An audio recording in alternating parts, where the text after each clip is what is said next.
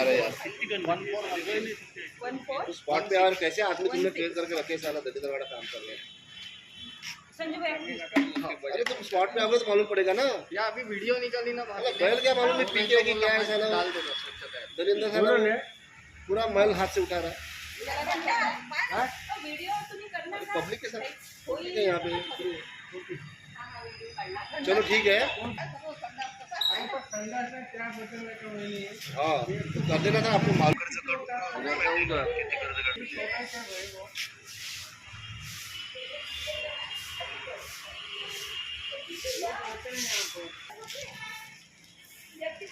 संगीता अजय मुसलमान। आम्ही बागला चौकामध्ये राहतो। पोलीस चौकीच्या मागे जो शौचालय आहे त्याचा भयानक प्रॉब्लेम आहे। हे जे संडास आहे हे अशी साफ केला जाते। हे जे काही गाड्या नाही लावत काही नाही, हे डायरेक्ट झाकण ओपन करून नाही रस्ताभर असा मलबा टाकते, नुसतं खराटा लावून पाणी टाकून बाल्ट्यांनी ठेवून देते। त्याचा खूप त्रास होऊन राहिला आहे आम्हाला। दिवसभर घाण राहते, स्वच्छता म्हणून बिलकुल नाही आहे। हे अशीच साफ आणि नेहमी असंच राहते। ही पहिल्यांदा वेळ नाही आहे, 4-5 वेळा आता तरी व्यवस्थित साफ करताय, पण याच्या आधी नुसतं कित्येकदा असं नुसतं वरच्या पाण्याने साफ झाला आहे।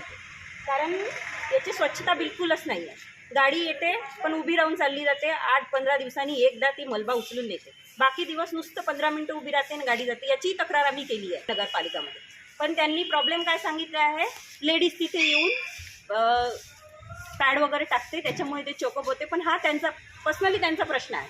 त्यांनी तिथे तशी सोय ठेवायला पाहिजे, तसं वॉचमॅन ठेवायला पाहिजे, सांगायला पाहिजे की चोकअप होत आहे। हा सगळा त्रास आम्हाला सहन करायला लागत आहे।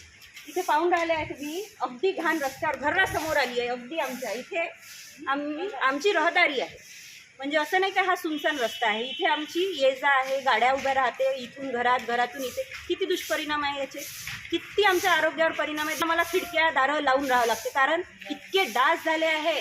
आणि कूलर तर उन्हाळ्यात लावू शकत नाही आम्ही, कारण कूलरच्या याने पूर्ण हवा दुर्गंधी आमच्या संडासात गॅस या पाईपाची, कारण हे सगळं उचलून या नालीत टाकते आणि या नालीत आमच्या सांडपाण्याचे पाईप आहे आणि याची गास आमच्या किचनच्या बेसिनमध्ये, बाहेरच्या बेसिनमध्ये, संडासामध्ये, बाथरूममध्ये अक्षरशः घरभर ही दुर्गंधी राहते आमच्या।